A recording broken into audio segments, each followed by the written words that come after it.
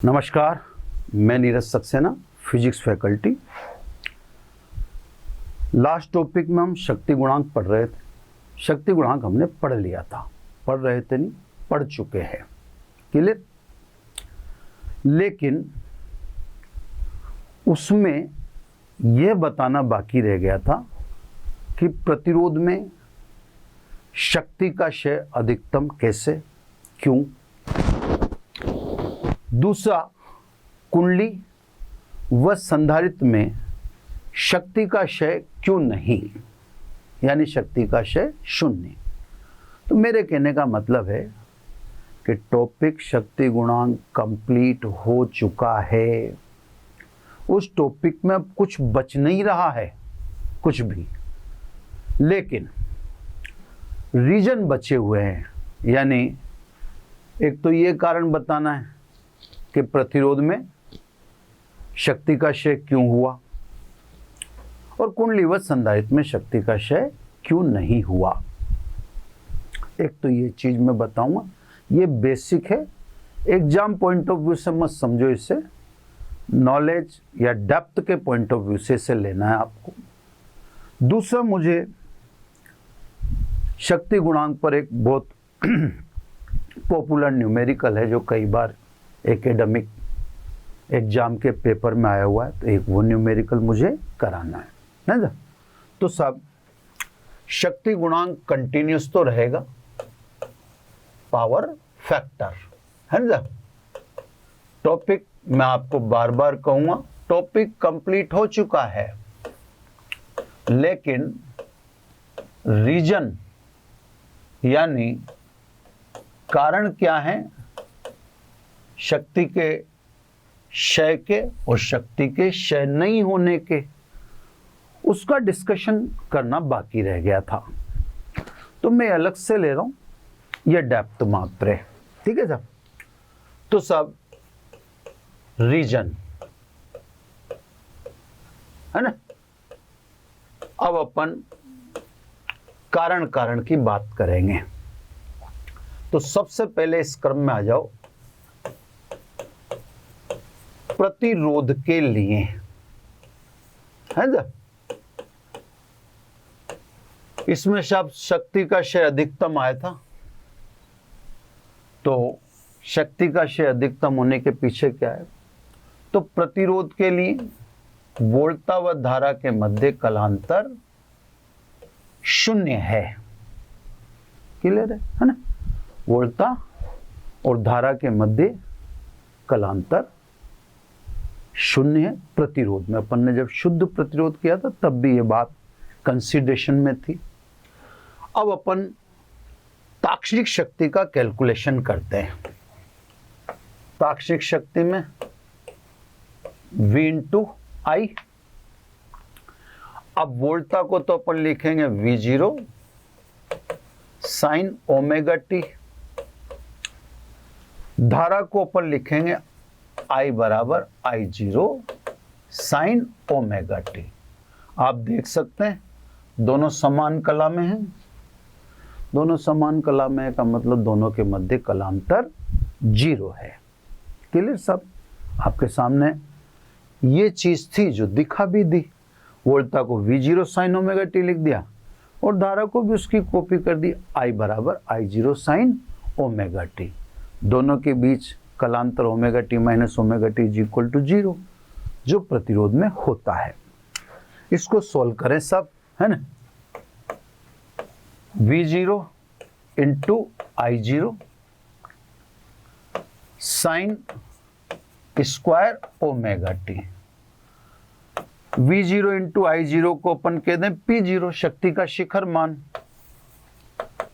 Sine square omega T. अब सबके त्रिकोणमितीय अनुपात की तरफ आप गौर करो। अब मैं आपको ये बात इधर ग्राफ से एक्सप्लेन करता हूं, है ना। देखो साहब, इस ग्राफ में तीनों चीजें प्लॉट करेंगे अपन। V भी प्लॉट करेंगे, I भी प्लॉट करेंगे और P भी प्लॉट करेंगे, ठीक है। इसमें सबसे कम शिखर मान धारा का होता है, तो प्लस आई जीरो और माइनस आई जीरो। फिर वोल्टा का शिखर मान उससे अधिक होता है तो वोल्टा का शिखर मान ये अधिक लिख दिया। शक्ति का शिखर मान P0 V0 इंटू आई जीरो, तो डेफिनेटली वो इन दोनों से ही ज़्यादा होना चाहिए, प्लस P0 और माइनस P0। यानी तीन ग्राफ यहाँ पर रिफ्लेक्ट होंगे आपको। तीनों की बाउंड्री बना देते हैं अपन, है ना। ये सब धारा को बाउंड कर देंगे अपन इस रेंज में, धारा इससे बाहर नहीं निकलनी चाहिए। प्रतिरोध को वोल्टा को अलग बाउंड्री दे देते हैं, वो इसमें बाउंड कर देंगे अपन। शक्ति की बाउंड्री अलग डाल देते हैं, है ना। तो बिल्कुल क्लियर सीन दिख जाएगा अपने को। और तो क्या, ये सब बाउंड्री शक्ति की, ठीक है साहब। यहां से अपन देखेंगे कि सब एक चक्कर में वोल्टा शून्य होती है, एक चक्कर में धारा शून्य होती है, लेकिन एक चक्कर में शक्ति शून्य क्यों नहीं हुई? यही जवाब है ना। ये सब T/4, ये T/2, ये 3T/4 और ये अपन ने लिख दिया T, ठीक है साहब। अब सबसे पहले, क्योंकि वोल्टा का ग्राफ ही बनाते हुए आए अपन, तो सबसे पहले मैं वोल्टा का ग्राफ बना दूं। वोल्टा का ग्राफ इसलिए बना रहा हूं कि वोल्टा के ग्राफ में कभी अपन ने चैप्टर एंड ही हो रहा है, लेकिन वोल्टा के ग्राफ में कोई चेंज शुरू से ही अपन ने नहीं किया, और अपन वोल्टा को शुरू से ही फिक्स किए हुए हैं अपने पढ़ने के अनुसार। ये तो साहब मैंने V का ग्राफ कंप्लीट कर दिया। अब धारा वोल्टा के साथ समान कला में है, ठीक है साहब। धारा समान कला में, तो वोल्टा बढ़ेगी तो धारा बढ़ेगी, वोल्टा जीरो होगी तो धारा जीरो होगी, वोल्टा माइनस में होगी तो धारा माइनस में होगी, और वापस वोल्टा जीरो होगी तो धारा शून्य होगी। यानी दोनों समान कला में ही रहेंगे। ये सब समान कला मैंने आपको शुद्ध प्रतिरोध के समय भी समझा दी थी, जो अभी भी आपको मैं दिखा रहा हूं, है ना। देखो, वोल्टा अधिकतम तो धारा अधिकतम, वोल्टा शून्य तो धारा शून्य, वोल्टा माइनस में अधिकतम, वोल्टा इधर आगे चलेगी ना, तो इसको बाउंड्री में डाल दें। ये लाल तक ही सीमित हो जानी चाहिए थी, इसको लाल तक ही सीमित करना है ना। ये सब यहाँ सीमित करना है इसको, ठीक है। तो सब वोल्टा और धारा दोनों समान कला में आपको दिख रही हैं, सामने है आपके। वही मैं आपको बता रहा था कि वोल्टा अधिकतम धारा अधिकतम, वोल्टा जीरो धारा जीरो, वोल्टा माइनस में अधिकतम धारा भी माइनस में अधिकतम। इसी को कहते हैं समान कला। केवल शुद्ध प्रतिरोध वाला आपने ग्राफ देखा है, जावक्रीय, वो ऐसा कैसा ही ग्राफ, तो वही ग्राफ मैंने यहाँ बना दिया। क्योंकि अभी भी ले तो हम क्या रहे हैं, बात तो हम अभी भी किसकी कर रहे हैं, प्रतिरोध की कर रहे हैं, है ना। तो सब वैसा का वैसे मैंने प्लॉट कर दिया। अब बात करो शक्ति की। शक्ति की समीकरण में साइन ओमेगा टी नहीं है, साइन स्क्वायर ओमेगा टी है। तो अब ध्यान से समझना यह है कि वोल्टा को देखें तो साइन ओमेगा टी है, तो धनात्मक अर्धचक्र और ऋणात्मक अर्धचक्र दोनों बराबर होंगे कला के हिसाब से। एक चक्र में वोल्टा का औसत शून्य होगा, औसत मान अपन ने निकाला भी। धारा की कला को देखो, धारा में भी साइन ओमेगा टी है, तो धनात्मक अर्धचक्र और ऋणात्मक अर्धचक्र दोनों बराबर होंगे। इसका भी एक चक्र में औसत शून्य होगा। लेकिन शक्ति में क्या दिक्कत है, शक्ति में साइन ओमेगा टी नहीं है, बल्कि साइन स्क्वायर ओमेगा टी है। किसमें? शक्ति में। साइन, इसमें थोड़ा सा हट भी जाता हूं ताकि आपको ग्राफ अच्छी तरह दिख जाए, बोलता रहता हूं ना। तो साइन स्क्वायर ओमेगा टी का मान कभी भी 0 नहीं हो सकता। Sine square omega T minus में जाएगा ही नहीं। साइन ओमेगा टी तो प्लस माइनस में जाएगा, क्योंकि 0 से 90 तक के मान साइन के धनात्मक है और 0 से 180 के मान साइन के लिए पॉजिटिव और 180 से 360 के मान साइन के लिए नेगेटिव हैं। लेकिन साइन स्क्वायर के तो 0 से 360 के सभी मान पॉजिटिव होंगे, क्योंकि स्क्वायर है, तो नेगेटिव वैल्यू भी क्या आ जाएगी? पॉजिटिव। तो साहब शक्ति का प्रथम अर्धचक्र में देखो आप, प्रथम अर्धचक्र में भी शक्ति धनात्मक, देखो आप, और द्वितीय अर्धचक्र में ऋणात्मक नहीं हो रही, क्योंकि क्या है? Sine square omega T. तो द्वितीय अर्धचक्र में भी शक्ति क्या हुई? धनात्मक। तो शक्ति दोनों ही अर्धचक्र में धनात्मक है, इसलिए शक्ति का एक चक्र में औसत 0 नहीं होगा। यही कारण है कि शुद्ध प्रतिरोध का उपयोग करने पर शक्ति का क्षय अधिकतम होता है। एक बार लास्ट में और समझ लो, वोल्टा में साइन ओमेगा टी है, जो प्रथम अर्धचक्र में धनात्मक होता है और द्वितीय अर्धचक्र में ऋणात्मक। धारा में भी साइन ओमेगा टी है, जो प्रथम अर्धचक्र में धनात्मक होता है और द्वितीय अर्धचक्र में ऋणात्मक। लेकिन शक्ति में साइन स्क्वायर ओमेगा टी है। साइन स्क्वायर ओमेगा टी प्रथम अर्धचक्र में भी धनात्मक होगा और द्वितीय अर्धचक्र में भी धनात्मक होगा। स्क्वायर है ना, तो वह ऋणात्मक हो ही नहीं सकता। तो यही वजह रही कि एक चक्र में धारा का औसत 0 होता है प्लस माइनस की वजह से, वोल्टा का औसत 0 होता है प्लस माइनस की वजह से, लेकिन शक्ति का औसत 0 नहीं होता, क्योंकि वह तो दोनों ही अर्धचक्र में क्या है? धनात्मक है। यही कारण है कि शुद्ध प्रतिरोध का जब हम इस्तेमाल करते हैं तो शक्ति का क्षय होगा। ग्राफ में साफ दिख रहा है। तो सब अब रीजन क्लियर हो गया कि शुद्ध प्रतिरोध का उपयोग प्रत्यावर्ती धारा परिपथ में करते हैं तो शक्ति का क्षय होगा। इसलिए प्रत्यावर्ती धारा को प्रतिरोध से नियंत्रित करने से बचना चाहिए, है ना।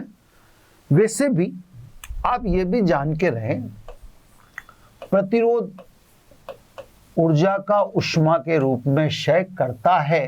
ये नेचर है प्रतिरोध की। जो धारा विद्युत की में भी पड़ी हुई थी, विद्युत धारा के ऊष्मीय प्रभाव का मतलब यही है। ठीक है साहब। तो ये तो क्लियर हो गया कि सब क्यों शक्ति का क्षय हुआ। कारण मैंने बता दिया, साइन स्क्वायर ओमेगा टी होने के कारण दोनों ही अर्धचक्र शक्ति के धनात्मक हैं, दोनों ही अर्धचक्र धनात्मक हैं, इसलिए शक्ति का क्षय प्रतिरोध में होता है। चलो सब अब बात करें संधारित्र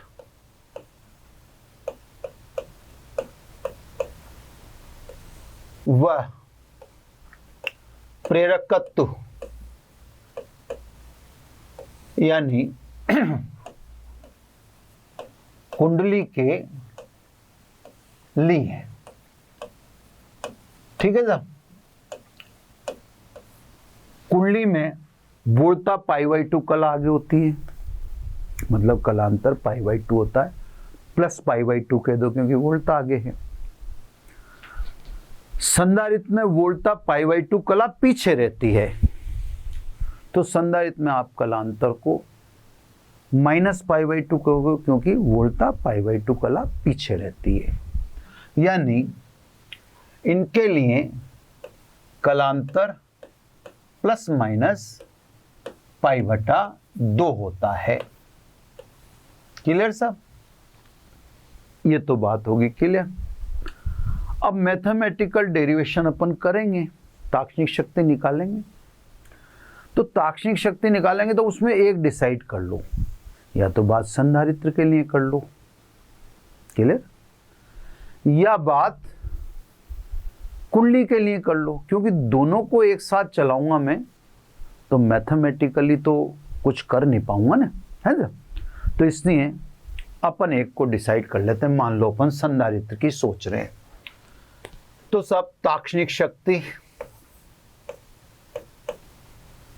V तो अपन ने शुरू से ही फिक्स कर दिया ना, V बराबर V0 साइन ओमेगा टी। अब क्योंकि अपन बात करना चाहते हैं संधारित्र की, ठीक है, संधारित्र में धारा π/2 कल आगे रहती है, तो I बराबर I0 sign omega T plus π/2।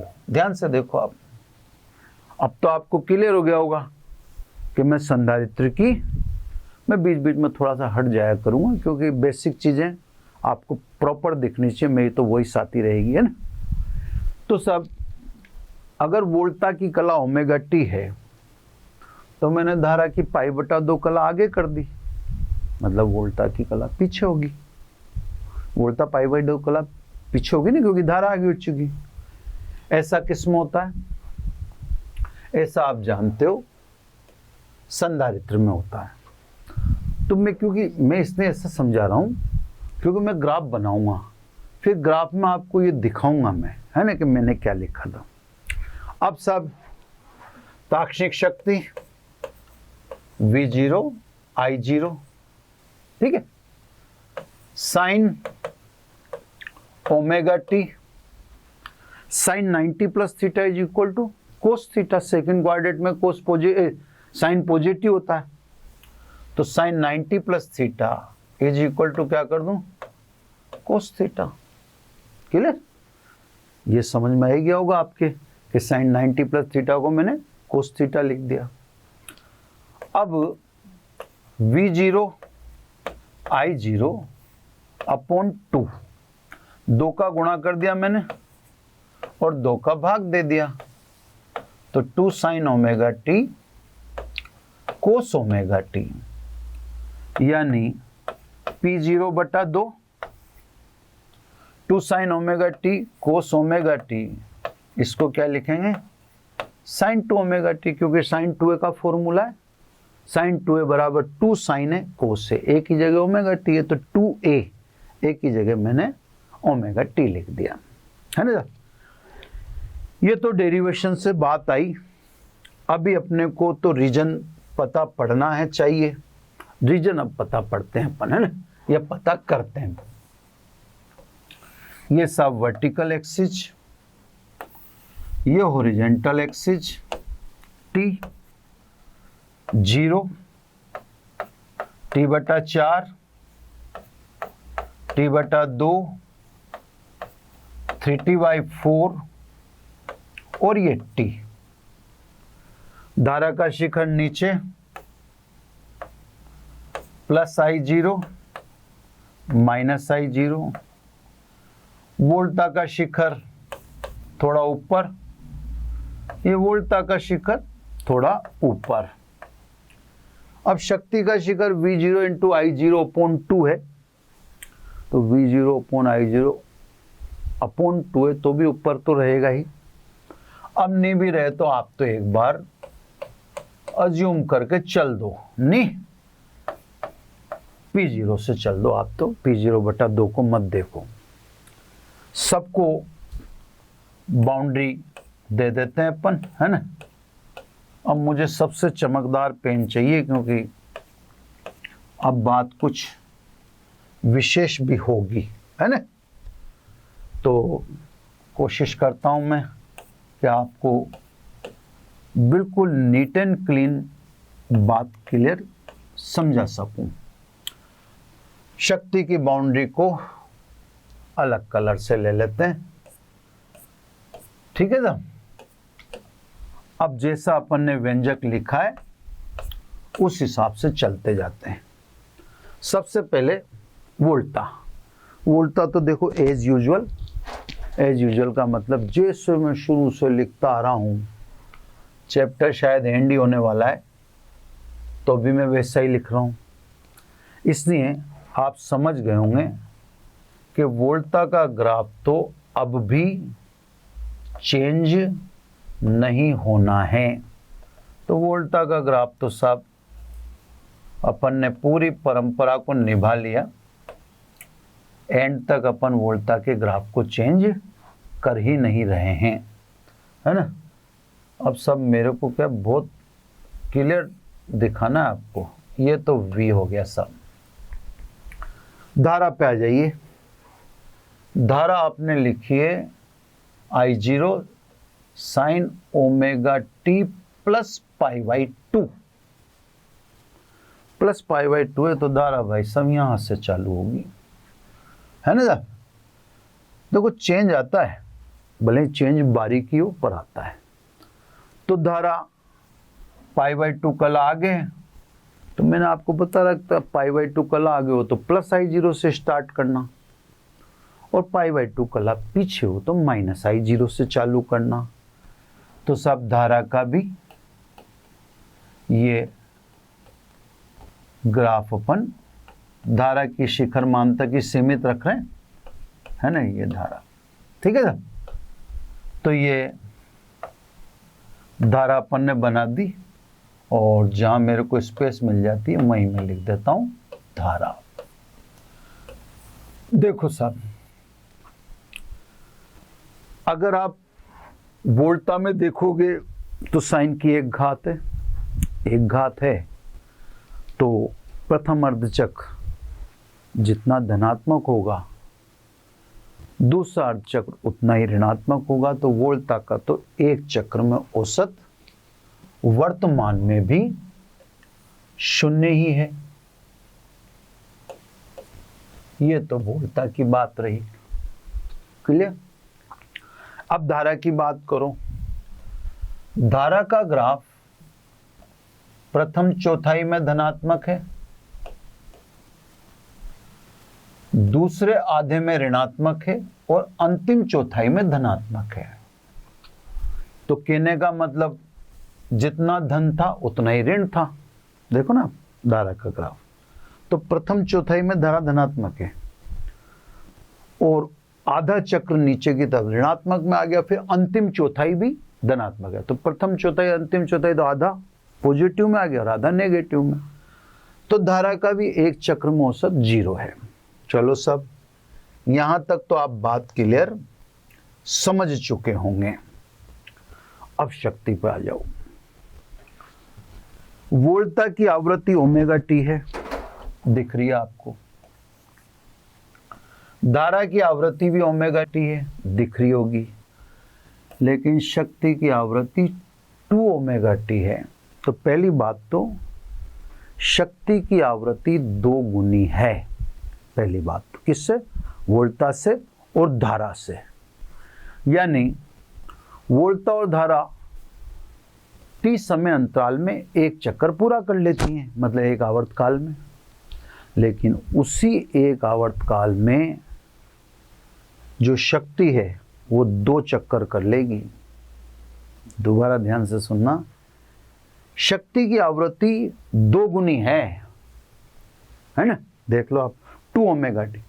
वोल्टा की आवृत्ति ओमेगा टी, धारा की आवृत्ति ओमेगा टी, लेकिन शक्ति की आवृत्ति 2 ओमेगा टी। तो एक आवर्तकाल टी में देखो वोल्टा ने 1 चक्कर काटा, अब इसी आवर्तकाल में शक्ति 2 चक्कर काट लेगी। पहली बात अभी दिखाऊंगा मैं आपको। दूसरी विशेष बात, स्क्वायर नहीं है साहब, एक घात है। तो इसके धनात्मक मान जितने होंगे उतने के उतने ऋणात्मक होंगे, क्योंकि ये स्क्वायर नहीं है। अब देखो कैसे, अब बहुत प्रिकॉशनरी मेरे को बनाना पड़ेगा। देखो आप ध्यान से, मैं बनाने की कोशिश करता हूँ, है ना। अब आधा चक्र यहाँ हो जाए, यहाँ आधा चक्र हो जाएगा। तो देखो सब कोशिश में करता हूँ ताकि आपको बिल्कुल क्लियर दिखे। ये देखो ध्यान से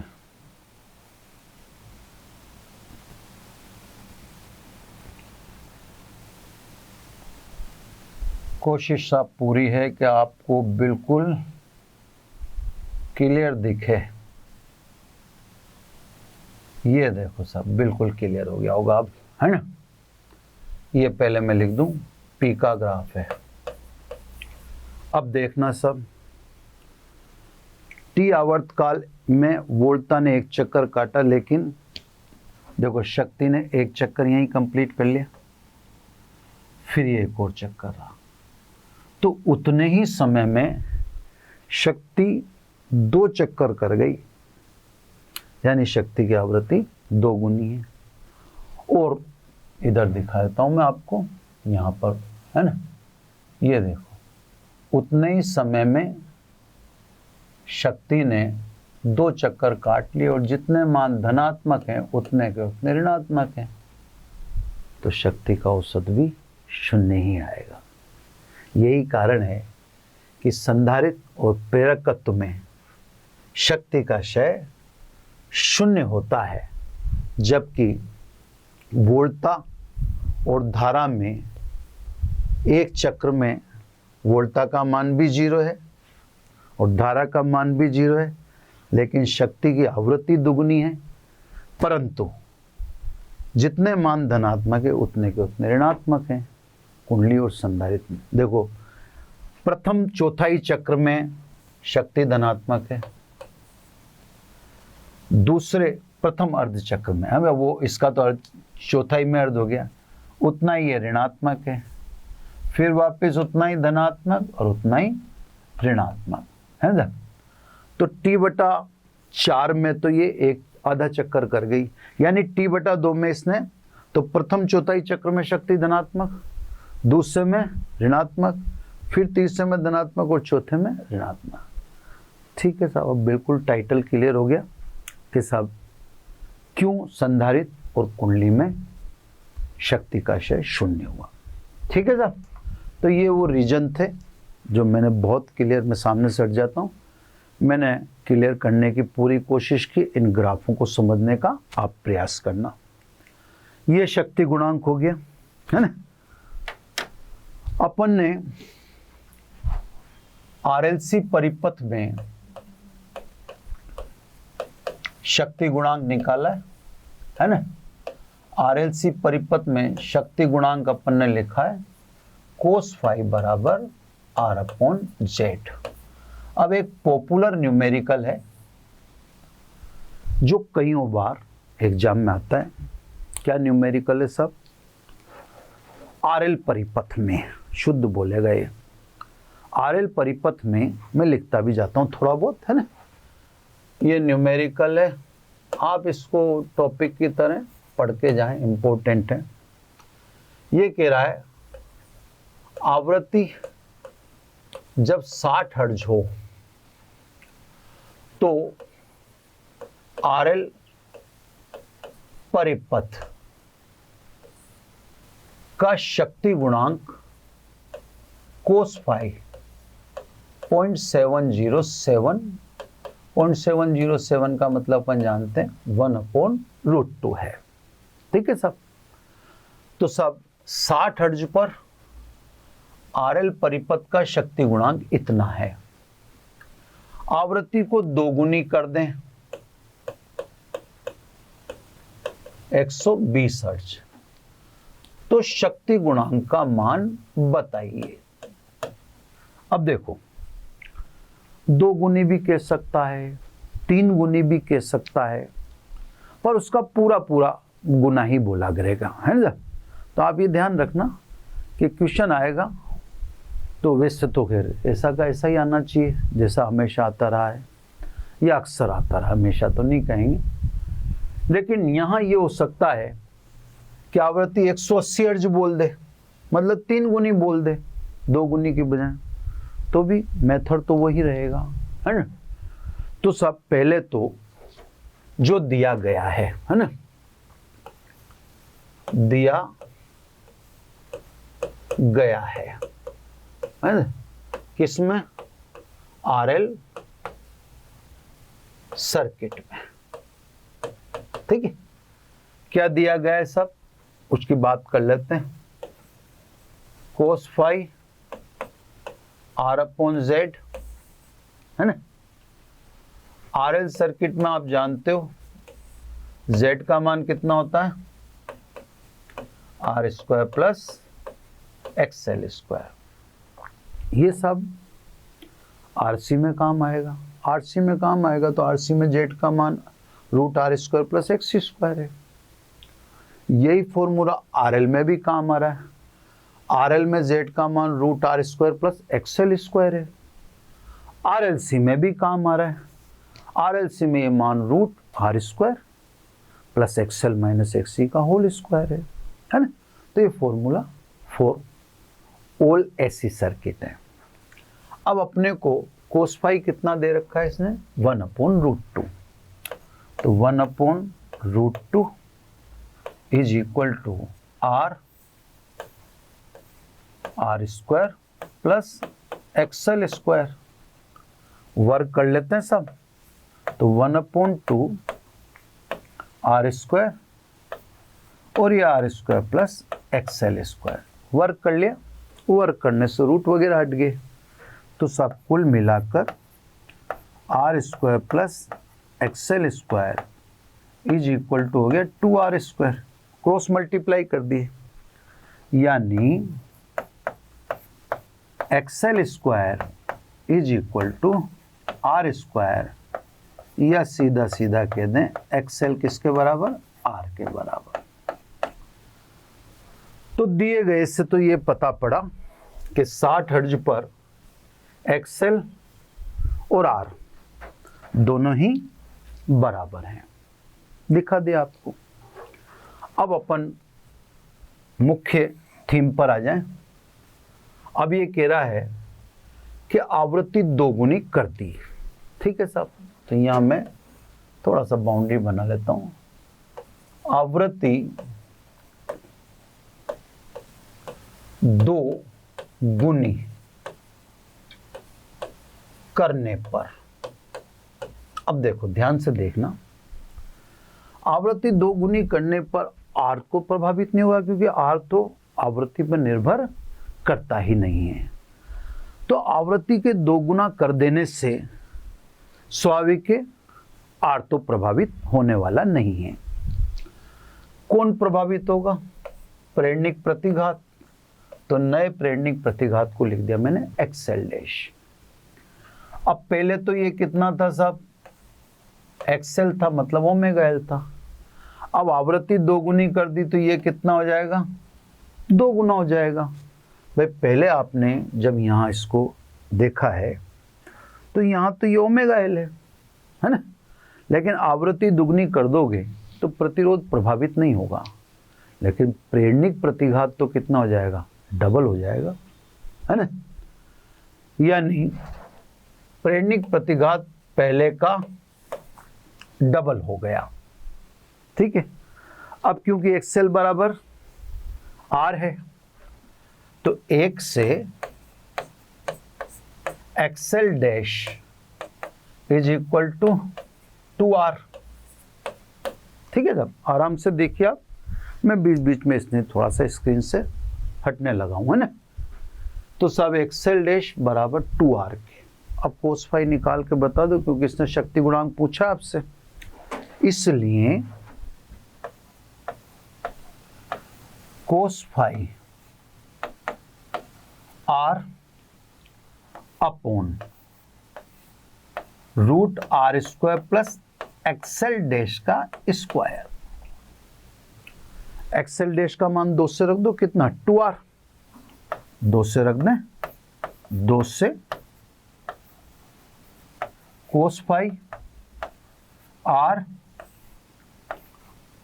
ये R² प्लस ये रख दो सब 2R का स्क्वायर, यानी कुल मिला के ये तो R हो गया, ये 4R² प्लस R², यानी ये हो गया √5R²। R² बाहर निकल जाएगा, कट जाएगा, तो R से R तो कट जाएगा, क्योंकि ये देखो ना आप, ये R, ये √5 और R कैंसिल बाई R, तो कितना हो जाएगा 1/√5। यही आपको आंसर लिख के आना है। अब बाय द वे है ना, बाय द वे ये कहता आवृत्ति 3 गुनी होगी 180 हर्ट्ज, तो आपका एक्सेल डैश 3R हो जाएगा। दुगनी पे तो 2 हो गया, यानी 2R हो गया, तिगनी पे 3R हो जाएगा। फिर यहां पर आएगा 3R का स्क्वायर, 3 3 9, 10R का स्क्वायर है ना, तो 10 तो रूट में रह जाएगा, R कट ही जाएगा, तो फिर आंसर क्या आएगा 1/√10। तो 3 गुनी कर दे तो आंसर 1/√10।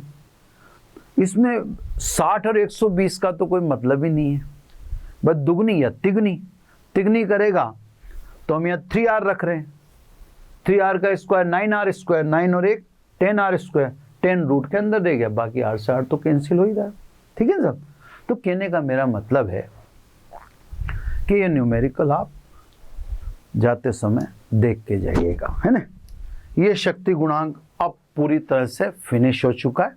ठीक है, अब इसके बाद एक छोटा सा टॉपिक, फिर शक्ति के न्यूमेरिकल लेंगे और फिर कुछ इंस्ट्रूमेंट की, छोटे छोटे इंस्ट्रूमेंट्स की बात करेंगे, एलसी दोलन की बात करेंगे, मेटल डिटेक्टर की भी, छोटे छोटे हैं, चौक कुंडली की बात कर लेंगे, मेन ट्रांसफार्मर है ना, तो वो अपन देखते हैं कब नंबर आता है उनका। अब सब इसी के साथ, अब इस सीरीज का शक्ति के साथ वाले टॉपिकों में शक्ति गुणांक और ये एक टॉपिक है ना, ये है सब कार्यकारी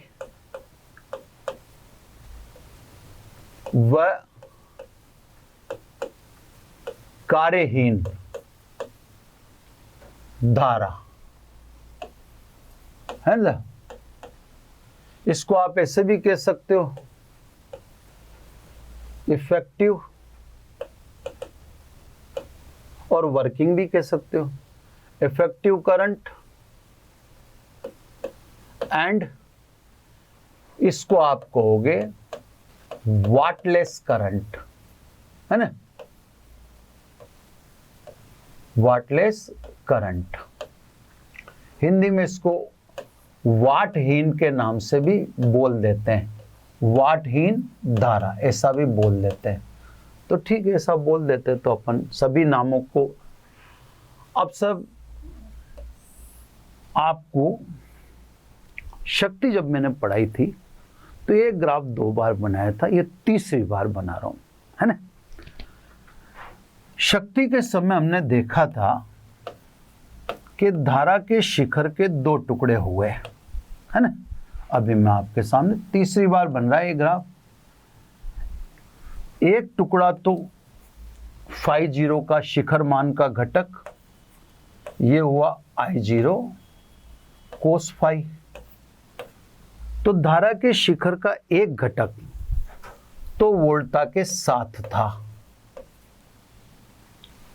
और इससे 90 डिग्री पर दूसरा घटक था जो वोल्टा से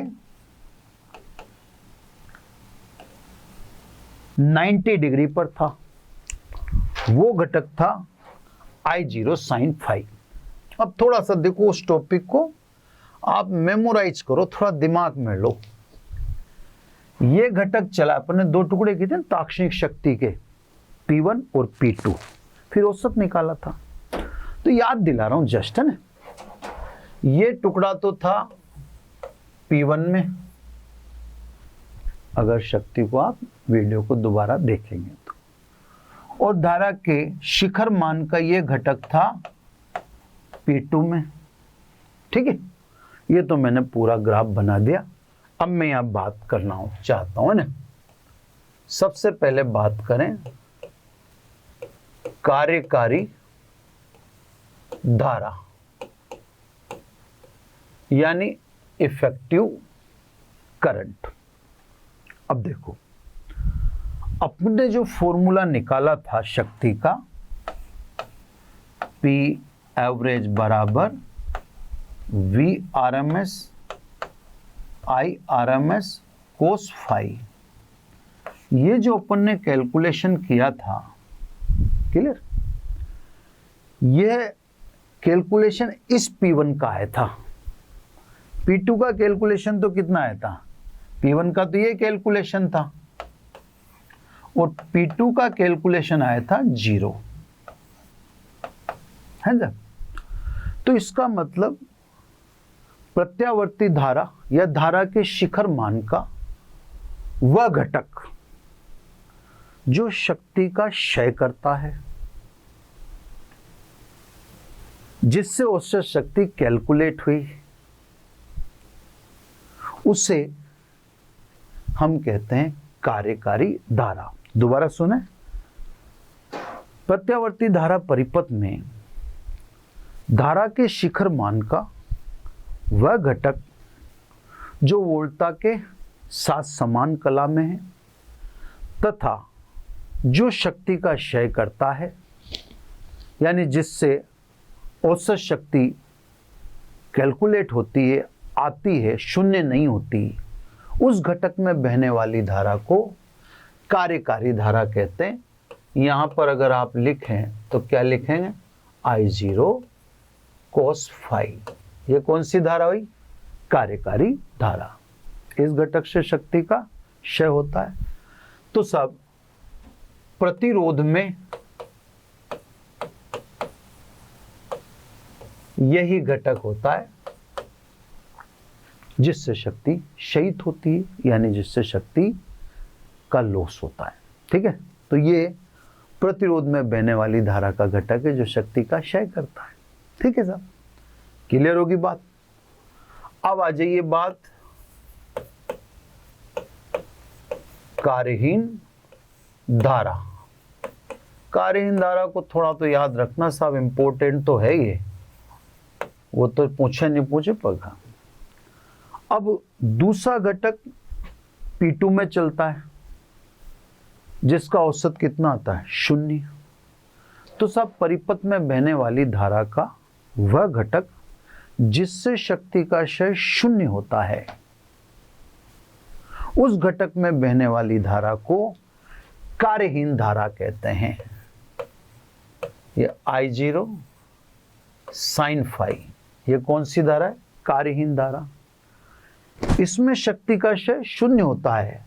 इसका मतलब संधारित्र व कुंडली में बहने वाली धारा कौन सी धारा है, कार्यहीन धारा है। क्लियर साहब। इसका एक थोड़ा सा आइडिया मैं और बता दूं, ये शक्ति का सूत्र है। ठीक, अब इस शक्ति के सूत्र में देखो, संधारित्र व कुंडली के लिए फाई बराबर प्लस माइनस पाई बाई 2, इसलिए P एवरेज बराबर 0। तो इस घटक में शक्ति का क्षय 0 इसलिए होता है क्योंकि वोल्टता और धारा के मध्य कलांतर कितना है, 90 डिग्री। कलांतर 90 डिग्री होने के कारण संधारित्र व कुंडली में बहने वाली धारा से शक्ति क्षयित नहीं होती, इसलिए इस धारा को अपन क्या कहते हैं, इस धारा को अपन कार्यहीन धारा कहते हैं। क्लियर है ना। तो मेरे कहने का मतलब थोड़ा सा यूं वाइड है, मैं बोर्ड से बार बार हटना चाहता हूं, मैं सुनाना चाहता हूं। मेरे कहने का मतलब सीधा सीधा ये है, मेरी अपनी परिभाषा अगर लें तो मेरी परिभाषा ये है कि वह सभी कारण जितने भी जिनमें P एवरेज यानी शक्ति क्षय 0 हो, उन सभी कारणों में बहने वाली धारा को कार्यहीन धारा ही कहेंगे। तो आप तो सीधा सीधा देख लो, जिस भी कारण से शक्ति का क्षय 0 हो गया तो आप समझ जाना उस कारण में बहने वाली धारा कार्यहीन धारा है। तो साहब ये टॉपिक छोटा सा था, ग्राफ बना दें सुंदर सा ये समझा दें, P1 P2 ये तो आप जानते हैं, और वैसे भी आप तो ठीक है, ये ग्राफ नहीं भी बनाएंगे तो P एवरेज से बता दें इसमें फाई बराबर 0, तो शक्ति का क्षय अधिकतम, जहाँ शक्ति का क्षय हो रहा है वो धारा इफेक्टिव करंट यानी कार्यकारी धारा हो जिसमें शक्ति का क्षय 0 हो। अब साहब एक बड़ी शानदार बेसिक बात सुनिए, है ना। अब सुनिए आप बेसिक, बड़े मजेदार चीजें। बेसिक में सुना रहा हूं सब कार्यहीन धारा का, कार्यकारी धारा जितनी सुनानी थी उतनी सुना दी। अब बड़े ध्यान से सुनना सब। मैं आपको लाइव ही दिखा देता हूं, इसीलिए मैंने टॉपिक उस समय नहीं किया था, है ना। ये देखो, ये संधारित्र और कुंडली के लिए बना ग्राफ है। इसमें आप देख रहे हो कि प्रथम चौथाई चक्र या T/4 तक, है ना, चौथाई चक्र नहीं कहेंगे, प्रथम अर्ध चक्र कहेंगे जो T/4 में पूरा हो गया। इसमें कुंडली व संधारित्र में शक्ति संचित हुई, देख लो आप, डिपॉजिट हुई। लेकिन अगला जो अर्ध चक्र था जो T/4 से T/2 के बीच में है, उसमें संचित शक्ति वापस परिपथ को दे दी गई। तो पहले अर्ध में जितनी कुंडली और संधारित्र ने शक्ति का संचय किया था, दूसरे आधे में वो वापस परिपथ को दे दिया। इससे एक चक्र में शक्ति का क्षय 0 निकला, देख लो आप सामने, है ना। इसीलिए संधारित्र और कुंडली में बहने वाली, या इसलिए संधारित्र व कुंडली में शक्ति का क्षय 0 होता है। इसमें बहने वाली धारा को इसीलिए आप कार्यहीन धारा कहते हैं। तो सब यहां से बात समझ में आ गई। अब आप इसके लॉजिक पर भी जाइए, है ना। मैं आपको वापस यहां भी लाऊंगा, पहले वापस वहां ले जाता हूं, है ना साहब। आपको बारी बारी से मैं नेचर समझाऊं। अपन संधारित्र की नेचर समझें। संधारित्र में आपने स्थिति ऊर्जा पढ़ी है, U बराबर ½ CV² या ½ Q²/C या ½ QV। अब ये तो क्लियर है कि ये एकत्रित ऊर्जा है संधारित्र में। तो संधारित्र में ऊर्जा का संचय होता है। कुंडली की बात करें, कुंडली में भी आपको चुंबकीय ऊर्जा पढ़ाई है, ½ Li02। ये विद्युत चुंबकीय प्रेरण में स्वप्रेरकत्व के समय तीसरी परिभाषा के रूप में इसको मैंने पढ़ाया था। तो सब कुंडली और संधारित्र तो ऊर्जा का संचय करते हैं, डिपॉजिट करते हैं। लेकिन बात अगर प्रतिरोध की करें तो प्रतिरोध डिपॉजिट नहीं करता, बल्कि प्रतिरोध तो 0.239 कुछ ऐसा जो भी था I²RT। प्रतिरोध तो ऊर्जा का ऊष्मा के रूप में क्षय करता है। इसीलिए तो अपन ने प्रतिरोध से विद्युत धारा के ऊष्मीय प्रभाव पड़े हैं, है ना। जैसे गीजर है, गीजर पानी गर्म कर देता है, तो गीजर में प्रतिरोध है भाई। आप जैसे स्विच ऑन करते हैं, विद्युत धारा प्रवाहित होती है और ऊष्मा उत्पन्न हो जाती है। इस उत्पन्न ऊष्मा से पानी गर्म हो जाता है। तो गीजर है, कपड़े प्रेस करने वाली आयरन है, इस्त्री जिसे कहते हैं, विद्युत केतली है, हीटर है, ये सब इसी के उदाहरण हैं। तो सब प्रतिरोध में ऊर्जा का संचय नहीं होता, प्रतिरोध में तो एनर्जी का लॉस होता है। क्लियर। तो प्रतिरोध में तो शक्ति का क्षय होगा, वो तो कई बार डिस्कस हो चुका। कुंडली और संधारित्र में अपन ने समझा ही दिया इससे ग्राफ से कि T/4 तक, जैसे कुंडली से ही समझो या संधारित्र से ही समझो। फिर मैं एक दोलन बता दूंगा आपको, LC दोलन समझा दूंगा, आप इसको सुना। पर हर चीज यहां समझते हुए चले तो बेटर रहेगा। अब देखो, इसमें ये T/4 तक जैसे कुंडली ने ऊर्जा का संचय किया हाफ Li0² के रूप में, तो दूसरे आधे चक्र में वापस संचय सर्किट को दे दिया, यानी परिपथ को दे दिया, तो एक चक्र में औसत 0 हुआ। क्लियर? इसने शक्ति का क्षय 0 है, इसलिए बहने वाली धारा कार्यहीन धारा। अब जो बात आप सुनेंगे, ये बात हालांकि मैंने आपको तो बहुत जल्दी सुना दी थी, लेकिन ये बात बड़े जबरदस्त है। कुंडली और संधारित्र, मेरे पास स्पेस नहीं है, मैं थोड़ा सा अगला पन्ना ले लूं, है ना? चलो साहब, ये कुंडली है साहब,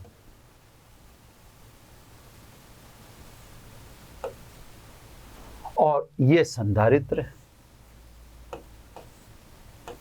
है ना, और ये एक चालक है।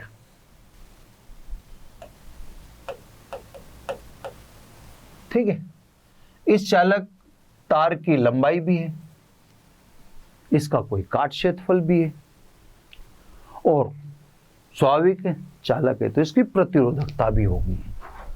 तो 100% इसके पास प्रतिरोध भी है, क्योंकि R बराबर ρL/A।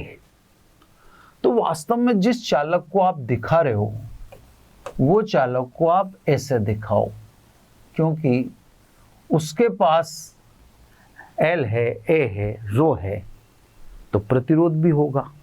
ठीक है सर, प्रतिरोध पदार्थ का मूलभूत गुण है, तो ये तो सब रियल यानी वास्तविक गुण हुआ। ठीक है, अब आओ इधर कुंडली पर। कुंडली किसकी बनेगी? तार की। तार है तो आर है, फिर आपने कुंडली बना ली तो प्रेरकत्व का गुण आ गया। लेकिन क्या किसी कुंडली में शुद्ध प्रेरकत्व हो सकता है? नहीं, क्योंकि बनेगी तो चालक से, और चालक के पास आर होता है। तो वास्तव में कोई कुंडली शुद्ध हो ही नहीं सकती। वास्तव में कुंडली कौन सा सर्किट होता है? RL परिपथ होता है। समझ में आ गई होगी आपके बात। भाई बनाओगे तो तार का ही ना, और तार है तो आर है। क्लियर है ना? तो सब कुंडली शुद्ध कैसे हो जाएगी? क्या बिना प्रतिरोध की कुंडली हो सकती है क्या? कौन सा मेटल लोगे आप? चांदी लोगे? चांदी का प्रतिरोध 0 तो नहीं है ना, कम है तो सही ना। ठीक है, कुंडली बनाने से उसमें प्रेरकत्व भी पैदा हो गया, एक शेप देने से, कुंडली जैसा आकार देने से उसमें गुण पैदा हो गया। पर मूलतः तो तार तो है ही ना। ठीक है, आप उसकी मोटाई बढ़ा के प्रतिरोध कम कर लोगे, आप ऐसा पदार्थ ले लोगे जिसकी प्रतिरोधकता अल्प हो, लेकिन R 0 तो नहीं हो सकते ना। तो तार में R तो आपको इनबिल्ट गिफ्ट है, वो तो है ही है। फिर कुंडली बनाई तो L भी बन गया। तो वास्तव में शुद्ध L काल्पनिक है।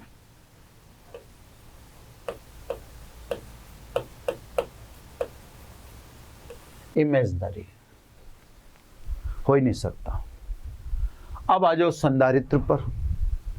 संधारित्र भी मेटल की प्लेट से ही बनेगा, और मेटल है तो R है। तो क्या शुद्ध संधारित्र हो सकता है? नहीं।